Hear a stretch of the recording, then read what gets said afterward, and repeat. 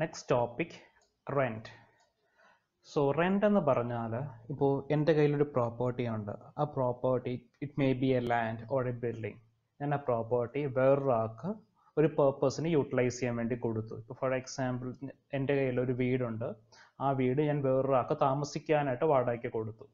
അപ്പോൾ in return എന്ത് ചെയ്യും? അദ്ദേഹം ഒരു എമൗണ്ട് നമുക്ക് റിട്ടേൺ ചെയ്യും. അപ്പോൾ അതിനെയാണ് റെന്റ് എന്ന് പറയുന്നത്. ഇപ്പോൾ നമ്മളൊരു ലാൻഡ് ആണെങ്കിൽ എന്തായിരിക്കും? ചിലപ്പോൾ ലാൻഡ് കൊടുക്കുന്നത് കൾട്ടിവേഷൻ ആയിരിക്കാം, എന്തെങ്കിലും ഫാമിംഗ് വർക്കിനായിരിക്കാം, അല്ലെങ്കിൽ പാർക്കിങ്ങിനായിരിക്കാം, അല്ലെങ്കിൽ എന്തെങ്കിലും ബിൽഡിംഗ് കൺസ്ട്രക്ട് ചെയ്യാനായിരിക്കാം, ലീസായിട്ടായിരിക്കും കൊടുക്കുന്നത്. അപ്പോൾ ഇതിനൊക്കെ നമുക്ക് എന്ത് കിട്ടും? ഒരു റവന്യൂ കിട്ടും. അതിനെയാണ് റെന്റ് എന്ന് പറയുന്നത്.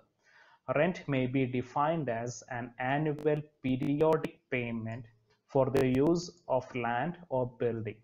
ഇവിടെ ഓർത്തോണം, നമ്മൾ റെന്റ് പറയുന്നത് എപ്പോഴും ആനുവൽ പീരിയോഡിക് പേയ്മെന്റിലാണ് നമ്മൾ കാൽക്കുലേഷൻസ് എല്ലാം എടുക്കുന്നത്. മന്ത്ലി അല്ല, ആനുവലി ആയിട്ടാണ് കാൽക്കുലേഷൻസ് എല്ലാം എടുക്കുന്നത്. ഇനി നമുക്ക് ഡിഫറെൻറ്റ് ഫോംസ് ഓഫ് റെന്റ് ഉണ്ട്, അത് പഠിക്കണം. നമുക്ക് തിയറി ചോദിക്കുന്നതാണ്. ഇപ്പോൾ 3 മാർക്കോ 2 മാർക്കോ ഒക്കെ ആയിട്ട് 3-4 ഫോംസ് ഓഫ് റെന്റ് ഡെഫിനിഷനായിട്ട് ചോദിക്കാറുണ്ട്. ആൻഡ് ഫസ്റ്റ് വൺ ആണ് standard rent. Standard rent, it is a legal permissible rent that can be charged to a tenant. So അതൊരു ലീഗലി പെർമിസിബിൾ ആയിട്ടുള്ള എമൗണ്ട് ആണ് ചാർജ് ടു എ ടെനന്റ്.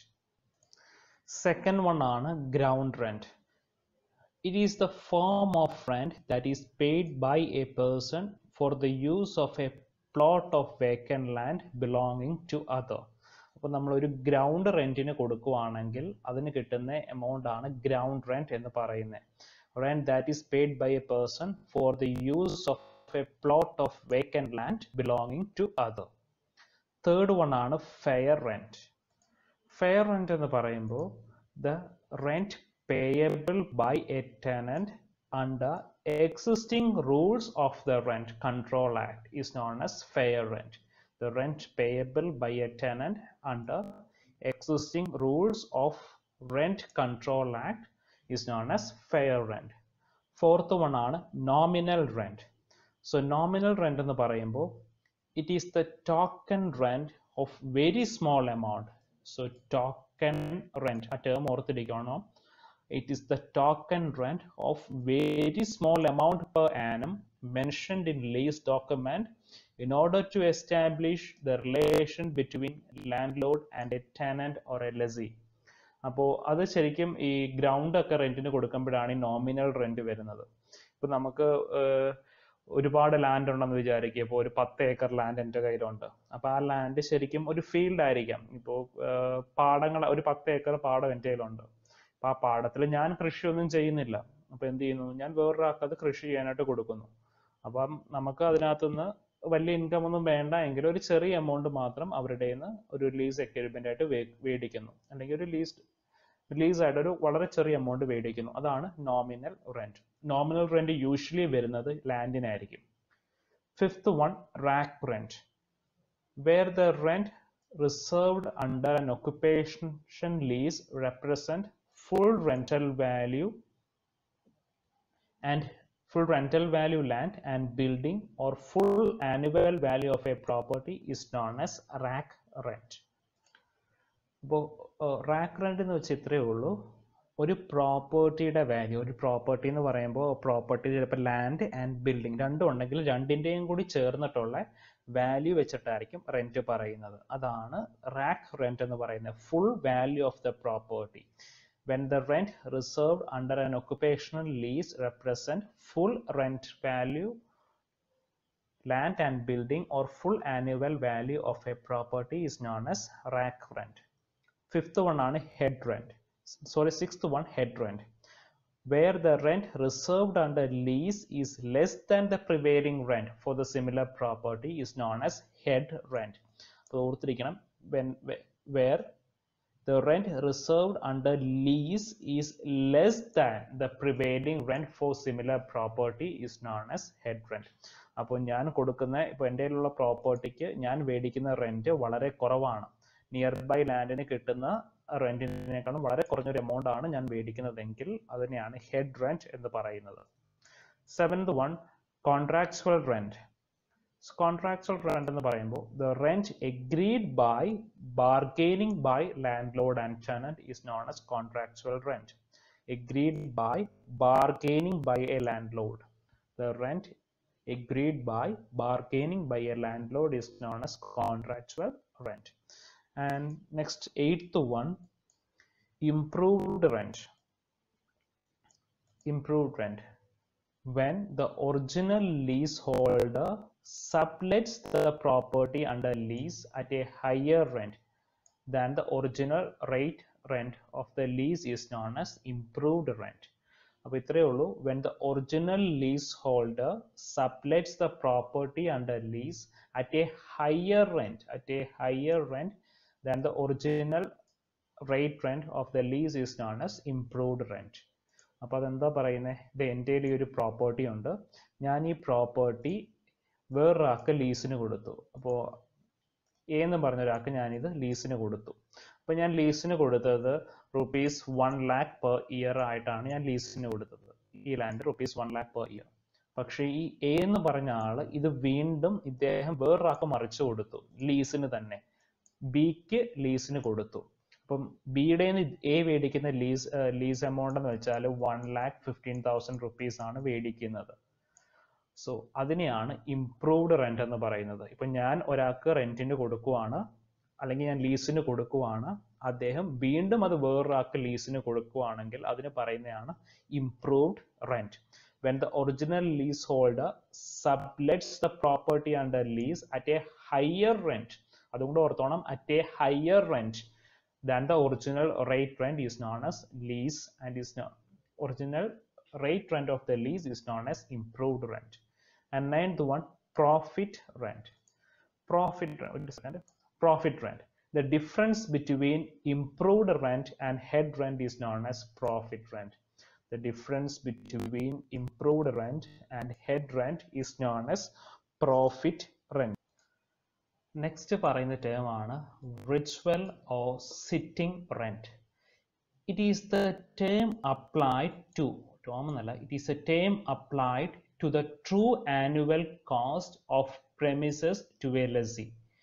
അപ്പോൾ it is the rent paid plus the annual equivalent of any capital sum he may have expended on the premises from time to time. അപ്പോൾ ഇത്രയേ ഉള്ളൂ virtual or sitting rent എന്ന് വെച്ചാൽ. എൻ്റെ ഒരു property ഉണ്ട്, ഞാൻ ഈ പ്രോപ്പർട്ടി ഒരാൾക്ക് ലീസിന് കൊടുത്തു. അപ്പോൾ ഈ ലീസിന് കൊടുക്കുന്ന ആളുടെ ഞാൻ ₹1 lakh ആണ് റെന്റ് ആയിട്ട്, പെർ ഇയർ റെന്റ് ആണ് ഈ പറയുന്നത്, ₹1 lakh ആണ് പെർ ഇയർ റെന്റ് ആയിട്ട് എടുക്കുന്നത്. അദ്ദേഹം, ഞാൻ ലാൻഡ് ആണ് റെന്റിന് കൊടുത്തത്, അദ്ദേഹം ഇവിടെ കൾട്ടിവേറ്റ് ചെയ്യുകയാണെങ്കിൽ എന്ത് ചെയ്യണം? ഇൻ അഡീഷൻ ടു ₹1 lakh അദ്ദേഹം ഇവിടെ കൾട്ടിവേറ്റ് ചെയ്യുകയാണെങ്കിൽ അതിനും ഒരു എമൗണ്ട് ചെലവാക്കണം. അപ്പോൾ ഈ ₹1 lakh എനിക്ക് കിട്ടുന്ന ₹1 lakh ഈ ലാൻഡിന് വേണ്ടി ഇദ്ദേഹം ചെലവാക്കുന്ന എമൗണ്ടും കൂടി ചേർത്ത് പറയുന്നതാണ് ritual or sitting rent. The rent paid plus the annual equivalent of any capital sum he may have expended to the premises from time to time.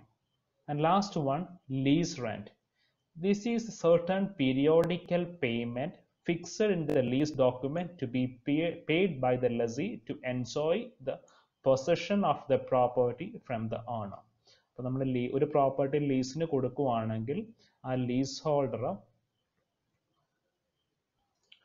ഓണർക്ക് കൊടുക്കുന്നതാണ് ലീസ് റെന്റ് എന്ന് പറയുന്നത്. അപ്പോൾ നിങ്ങൾ ഈ 11 ടേംസും പഠിക്കണം, 11 ടേംസും ഇമ്പോർട്ടൻ്റ് ആണ്. Next one, fixation of rent. നമ്മൾ എങ്ങനെ ഒരു പ്രോപ്പർട്ടിയുടെ റെന്റ് ഫിക്സ് ചെയ്യുന്നത്? So the rent of a building is fixed on the basis of certain percentage of annual interest on capital cost. Certain percentage of annual interest on the capital cost and all possible annual expenditures on outgoings. The reverse method of rental method of valuation. അപ്പോൾ rental method of valuation നമ്മൾ കഴിഞ്ഞ ലെക്ചേഴ്സിൽ discuss ചെയ്തിരുന്നു, അതിൻ്റെ just opposite ആയിട്ട്. അപ്പോൾ ഈ equation അങ്ങ് പഠിച്ചാൽ മതി. Gross rent is equal to net rent plus outgoings. Gross rent is equal to net rent plus outgoings. ഈ ഗ്രോസ് റെന്റിനെ ഡിവൈഡഡ് ബൈ 12 ചെയ്താൽ നമുക്ക് ഓരോ മാസത്തെയും റെന്റ് കാൽക്കുലേറ്റ് ചെയ്യാൻ പറ്റും. ഇനി നമ്മൾ ഈ പറയുന്ന percentage value, percentage value. The rent of a building is fixed on the basis of certain percentage of annual interest on capital. ഈ പെർസെൻറ്റേജ് വാല്യൂ നമുക്ക് ക്വസ്റ്റ്യനിൽ കൊടുത്തിട്ടില്ല എങ്കിൽ അല്ലെങ്കിൽ നമുക്ക് ആ വാല്യൂ അറിയത്തില്ല എങ്കിൽ നമുക്കൊരു അസംഷൻ ഉണ്ട്. If the rate of interest is not given, take 6% on cost of construction and 4% on cost of land. ആ ഒരു വാല്യൂ ഓർത്തിരിക്കുക. ഇപ്പോൾ നിങ്ങൾക്ക് പ്രോബ്ലം ചെയ്യാനൊക്കെ ആണെങ്കിൽ നമുക്ക് ബിൽഡിങ്ങിൻ്റെ കോസ്റ്റ് തരും, ലാൻഡിൻ്റെ കോസ്റ്റും തരും. അപ്പോൾ അതിൻ്റെ എത്ര പെർസെൻറ്റേജ് ആണ് റെൻ്റായിട്ട് എടുക്കേണ്ടതെന്ന് വെച്ചാൽ ഇങ്ങനെ എടുത്താൽ മതി. ഇപ്പോൾ ബിൽഡിങ്ങിൻ്റെ കോസ്റ്റ് 50 lakh rupees ആണെങ്കിൽ ആ 50 lakh rupeesൻ്റെ 6% ആണ് നമുക്ക് റെൻ്റായിട്ട് കിട്ടുന്നത്. അത് കണക്ക് തന്നെ ലാൻഡിൻ്റെ കോസ്റ്റ് ഒരു 1 crore ആണെങ്കിൽ 1 crore-ൻ്റെ 4% ആണ് നമുക്ക് റെൻ്റ് ആയിട്ട് കിട്ടേണ്ടത്. അപ്പോൾ ഞാൻ പ്രോബ്ലം ചെയ്യുമ്പോൾ അത് ക്ലിയർ ആയിക്കോളും. അപ്പോൾ ഈ ഒരു പെർസെൻറ്റേജ് വാല്യൂ ഓർത്തിരിക്കുക. അപ്പോൾ ക്യാപിറ്റൽ കോസ്റ്റിൻ്റെ ഒരു സർട്ടൺ ഫിക്സഡ് എമൗണ്ട് ആണ് നമ്മൾ റേറ്റ് ആയിട്ട് കാൽക്കുലേറ്റ് ചെയ്യുന്നത്. അപ്പോൾ ആ ഒരു പെർസെൻറ്റേജ് വാല്യൂ ക്വസ്റ്റ്യനിൽ കൊടുത്തിട്ടില്ല എങ്കിൽ അല്ലെങ്കിൽ നമുക്ക് ആ വാല്യൂ അറിയില്ല എങ്കിൽ 6% of cost of construction rent ആയിട്ട് എടുക്കണം. അത് കണക്ക് തന്നെ 4% on cost of land construction rent ആയിട്ട് കൺസിഡർ ചെയ്യണം. ഇൻ അഡീഷൻ ടു ദാറ്റ് എന്തും കൂടി കൺസിഡർ ചെയ്യണം, ഔട്ട് ഗോയിങ്സും കൂടി എടുക്കണം. അപ്പോൾ ഇതെല്ലാം കൂടി ആഡ് ചെയ്തിട്ടാണ് നമുക്ക് റെന്റ് ഫിക്സ് ചെയ്യുന്നത്. അപ്പോൾ ലാൻഡിൻ്റെ കോസ്റ്റിൻ്റെ ഒരു പെർസെൻറ്റേജ് വാല്യൂ, ബിൽഡിങ്ങിൻ്റെ കോസ്റ്റിൻ്റെ ഒരു സർട്ടൺ പെർസെൻറ്റേജ് വാല്യൂ, പിന്നെ എന്തുകൊണ്ടുണ്ട് ഔട്ട് ഗോയിങ്സ്. ഈ 3 കാര്യങ്ങളും കൂടി കൺസിഡർ അല്ലെങ്കിൽ ഈ 3 കാര്യങ്ങളുടെയും ടോട്ടൽ എമൗണ്ട് ആണ് നമ്മൾ റെന്റ് ആയിട്ട് കാൽക്കുലേറ്റ് ചെയ്യേണ്ടത്. അല്ലെങ്കിൽ അത് കുറഞ്ഞൊരു വാല്യൂവിലാണ് നമ്മൾ ബിൽഡിംഗ് റെന്റിന് കൊടുക്കുന്നതെന്ന് വെച്ചാൽ അതിൻ്റെ ഓണർക്ക് ഭയങ്കര നഷ്ടമായിരിക്കും. ഇനി ഔട്ട് ഗോയിങ്സ് എന്ന് പറയുമ്പോൾ എന്തായിരിക്കും, ഇപ്പോൾ ഒരു ബിൽഡിംഗ് ആണ് ലീസിന് കൊടുക്കുന്നതെങ്കിൽ ആ ബിൽഡിങ്ങിൻ്റെ ടാക്സ് വരും, അത് കണക്ക് ആ ബിൽഡിങ്ങിൻ്റെ മെയിൻ്റനൻസ് വരും. ഇതെല്ലാം ഔട്ട് ഗോയിങ്സിനകത്ത് കൺസിഡർ ചെയ്യണം. ഇനി നമുക്ക് അടുത്ത ടോപ്പിക്കിലേക്ക് പോകാം. Fixation and calculation of rent of government buildings. So നമ്മൾ എങ്ങനെയാണ് റേറ്റ് ഫിക്സ് ചെയ്യുന്നത് ഫോർ ഗവൺമെൻറ് ബിൽഡിങ്സ്, അല്ലെങ്കിൽ നമ്മൾ യൂഷ്വലി എങ്ങനെയാണ് ഒരു ബിൽഡിങ്ങിൻ്റെ റേറ്റ് ഫിക്സ് ചെയ്യുന്നത്, അതൊക്കെയാണ് നമ്മളിവിടെ ഡിസ്കസ് ചെയ്യാൻ പോകുന്നത്. നമുക്കൊരു 3 മെത്തേഡ്സ് ഉണ്ട്. അപ്പോൾ നമുക്ക് അതിനകത്ത് ഏതെങ്കിലും 2 മെത്തേഡ് എല്ലാ കേസിലും അപ്ലൈ ചെയ്യാൻ പറ്റും. അതിനകത്ത് ഏറ്റവും ലീസ്റ്റ് വാല്യൂ ആണ് നമ്മൾ റെൻ്റ് ആയിട്ട് എടുക്കുന്നത്. ഹയസ്റ്റ് വാല്യൂ അല്ല, ലീസ്റ്റ് വാല്യൂ. 3 മെത്തേഡ്സ് ഉണ്ട്. ആ 3 മെത്തേഡ്സിനകത്ത് യൂഷ്വലി നമുക്ക് ഏതൊരു ബിൽഡിംഗ് എടുത്ത് അല്ലെങ്കിൽ ഒരു ബിൽഡിംഗ് അല്ലെങ്കിൽ ഏതെങ്കിലും ഒരു പ്ലോട്ട് എടുത്ത് നമുക്ക് ഏതെങ്കിലും 2 മെത്തേഡെങ്കിലും അപ്ലൈ ചെയ്യാൻ പറ്റും. എന്നിട്ട് അതിൻ്റെ ലീസ്റ്റ് വാല്യൂ ആണ് എടുക്കുന്നത്.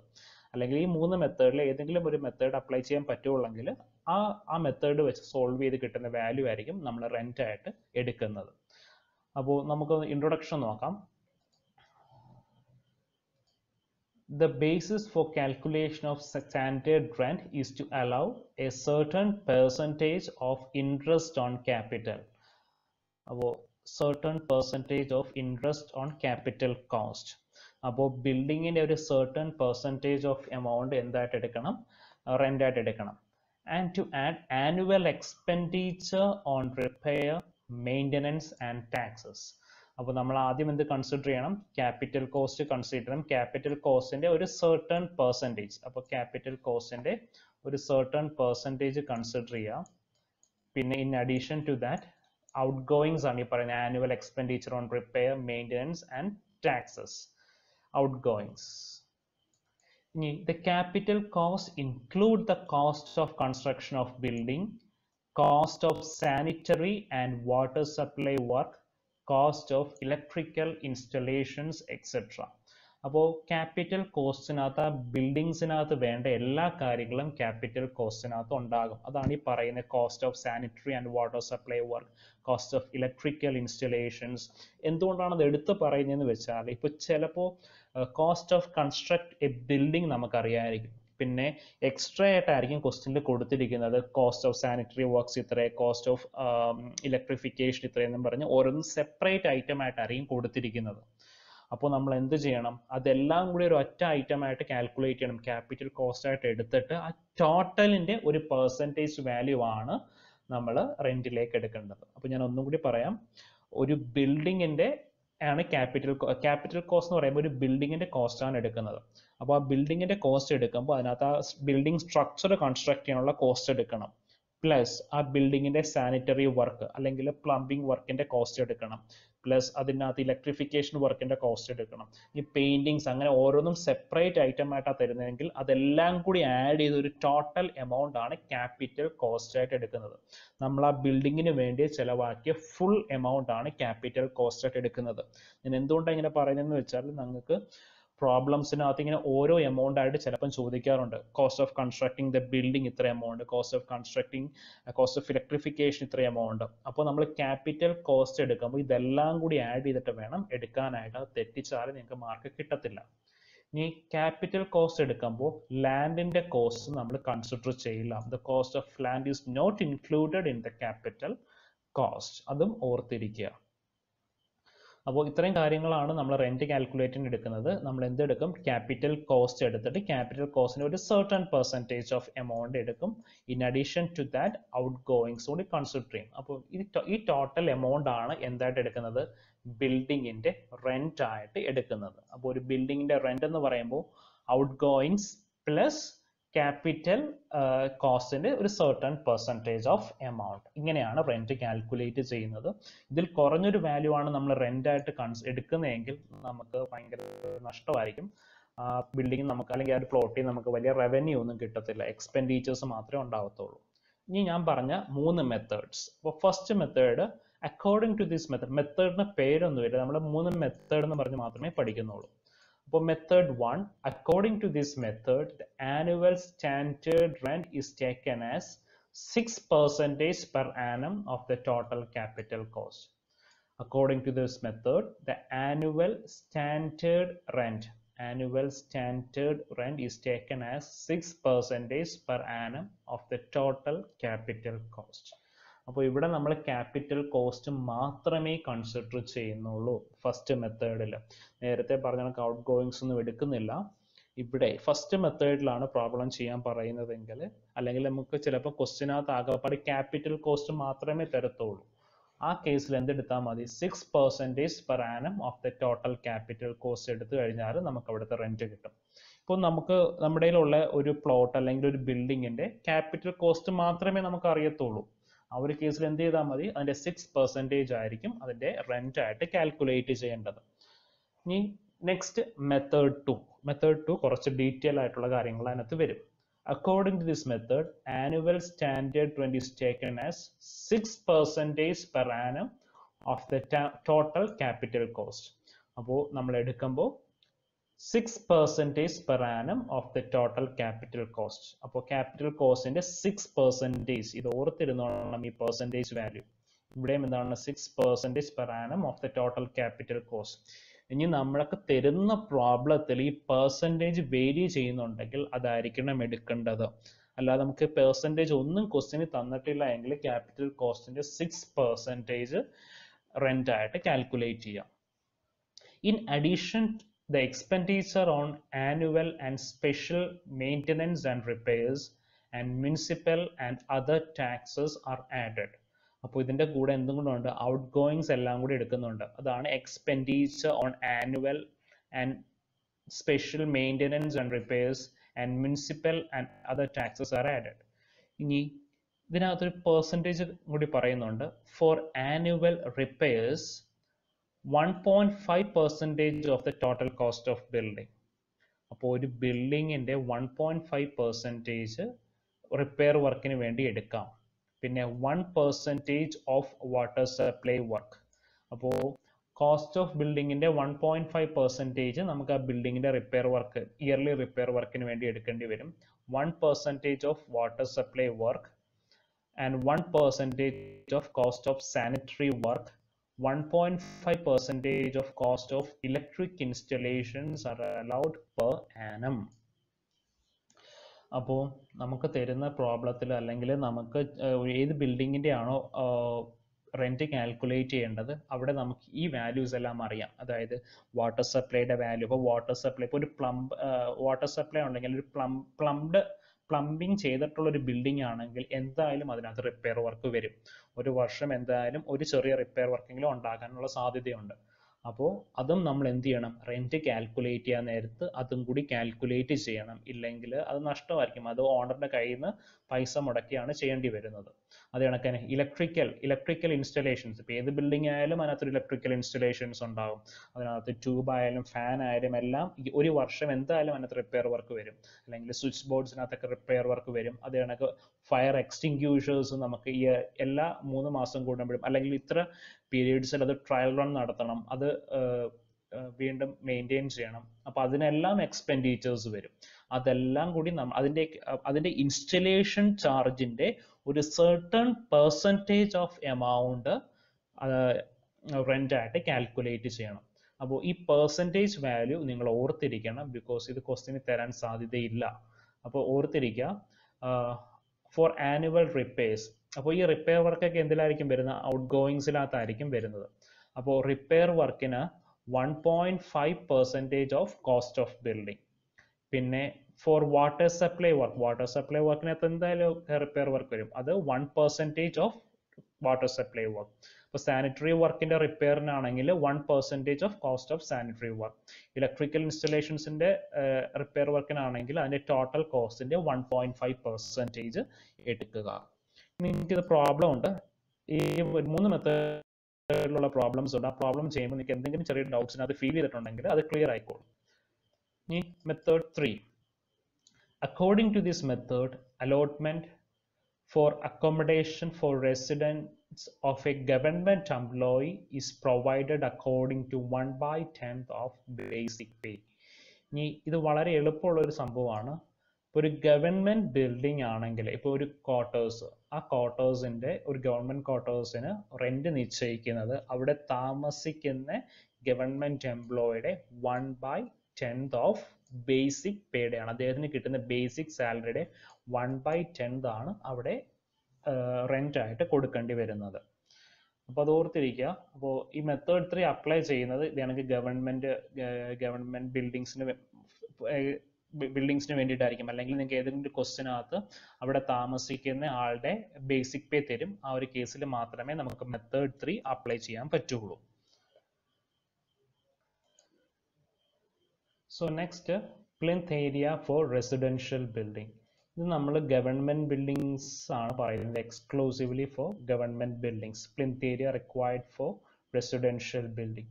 അപ്പോൾ ഞാൻ മെത്തേഡ് 3 പറഞ്ഞു, നമുക്ക് ഒരു ഗവൺമെന്റ് ബിൽഡിംഗ് ആണെങ്കിൽ അവിടെ താമസിക്കുന്ന ഓഫീസറുടെ സാലറിയുടെ 1/10 ആണ് അദ്ദേഹം എന്തായിട്ട് കൊടുക്കേണ്ടത്? ആ ബിൽഡിങ്ങിന് റെന്റ് ആയിട്ട് കൊടുക്കേണ്ടത്.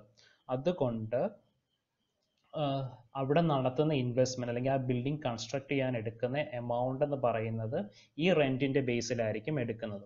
ഇപ്പോൾ ഒരു പോലീസ് ക്വാർട്ടേഴ്സ് കൺസിഡർ ചെയ്യാം. അപ്പോൾ പോലീസ് ക്വാർട്ടേഴ്സ് കൺസിഡർ ചെയ്യുമ്പോൾ നമുക്ക് പോലീസിൽ തന്നെ ഒരുപാട് തസ്തികകളുണ്ടാവും. അപ്പോൾ അതിനകത്ത് SI ഉണ്ട്, കോൺസ്റ്റബിൾ ഉണ്ട്, അങ്ങനെ ഓരോ തസ്തികകളുണ്ടാവും. അപ്പോൾ ഓരോരുത്തർക്കും താമസിക്കാൻ കൊടുക്കുന്ന ക്വാർട്ടേഴ്സിനകത്ത് വ്യത്യാസങ്ങളുണ്ടാവും. SIക്ക് താമസിക്കാൻ കൊടുക്കുന്ന ക്വാർട്ടേഴ്സിന്റെ അതേ ഫെസിലിറ്റി ആയിരിക്കില്ല അവിടെ ഒരു കോൺസ്റ്റബിളിന് താമസിക്കാൻ കൊടുക്കുന്ന ക്വാർട്ടേഴ്സിന്റെ ഫെസിലിറ്റീസും. അപ്പോൾ എന്തായിരിക്കും, അത് വേരി ചെയ്യുന്നുണ്ടാവും. അപ്പോൾ അതിന്റെ സൈസും ഡയമെൻഷനും ഫെസിലിറ്റീസും വേരി ചെയ്യും. അപ്പോൾ ഇതൊക്കെ ഇവിടെ കൊടുക്കുന്ന ഫെസിലിറ്റീസ് അല്ലെങ്കിൽ ഇതിനു വേണ്ടി ചെലവാക്കുന്ന എമൗണ്ട് എന്ന് പറയുന്നത് ഇവർക്ക് കിട്ടുന്ന സാലറിയുടെ ബേസിലായിരിക്കും നമ്മൾ ആ ഒരു ബിൽഡിംഗ് ഡിസൈൻ ചെയ്യുന്നത്. അതാണ് ഈ പറയുന്നത്. The capital investment should be on the basis of this rent, considering the rental value as 6% on the capital cost. അപ്പോൾ ഇവിടെ നമ്മൾ പറയുന്നത് ഈ SIക്ക് കിട്ടുന്ന സാലറിയുടെ പെർസെൻറ്റേജ് കണക്കാക്കിയിട്ടാണ് നമ്മൾ എന്ത് ചെയ്യുന്നത്, ഇവിടെ നടത്തുന്ന ഇൻവെസ്റ്റ്മെന്റ്സ് ഡിസൈഡ് ചെയ്യുന്നത്. അപ്പോൾ അവിടെയും നമ്മൾ പറയുന്നത് the rental value as 6% on capital cost. അപ്പോൾ ആ 6% എന്നുള്ള വാല്യൂ ഓർത്തിരിക്കുക. അത് നമുക്ക് പ്രോബ്ലംസിൽ വാല്യൂസ് തന്നിട്ടില്ല എങ്കിലും 6% ആയിട്ടാണ് അസ്യൂം ചെയ്യേണ്ടത്. ക്യാപിറ്റൽ കോസ്റ്റിന്റെ 6% ആണ് റെന്റ് ആയിട്ട് എടുക്കുന്നത്. ഇവിടെ നമ്മൾ ജസ്റ്റ് തിരിച്ചു പറഞ്ഞു എന്നേ ഉള്ളൂ. റെന്റ് വെച്ചിട്ട് നമ്മൾ ക്യാപിറ്റൽ കോസ്റ്റിലേക്ക് എത്തുന്നു. അത്രയും മാത്രമേ അതിനകത്തൊരു വ്യത്യാസമായിട്ട് വരുള്ളൂ. അപ്പോൾ ഇത്രയും മാത്രം ഓർത്തിരുന്നാൽ മതി. ഒരു ഗവൺമെന്റ് ബിൽഡിംഗ് ആണ് കൺസിഡർ ചെയ്യുന്നതെങ്കിൽ ആ ഗവൺമെന്റ് ബിൽഡിംഗ് യൂസ് ചെയ്യുന്ന ഓഫീസറുടെ 10%, 1/10 10% അല്ല 1/10 ആണ് അവിടെ കൊടുക്കേണ്ട സാലറി, അല്ല അവിടെ കൊടുക്കേണ്ട റെന്റ് എന്ന് പറയുന്നത്. അദ്ദേഹത്തിന് കിട്ടുന്ന ബേസിക് പേയുടെ 1/10 എമൗണ്ട് ആണ് അദ്ദേഹം റെന്റ് ആയിട്ട് കൊടുക്കുന്നത്. അപ്പോൾ അടുത്ത ലെക്ചറിൽ നമുക്ക് ഇതിൻ്റെ പ്രോബ്ലംസ് ഡിസ്കസ് ചെയ്യാം. അപ്പോൾ പ്രോബ്ലംസ് ഡിസ്കസ് ചെയ്യുമ്പോൾ ഇതിനകത്തുള്ള എന്തെങ്കിലും ഡൗട്ട്സ് ഒക്കെ ഉണ്ടെങ്കിൽ നിങ്ങൾക്ക് അത് ക്ലിയർ ആയിക്കോളും. Thank you.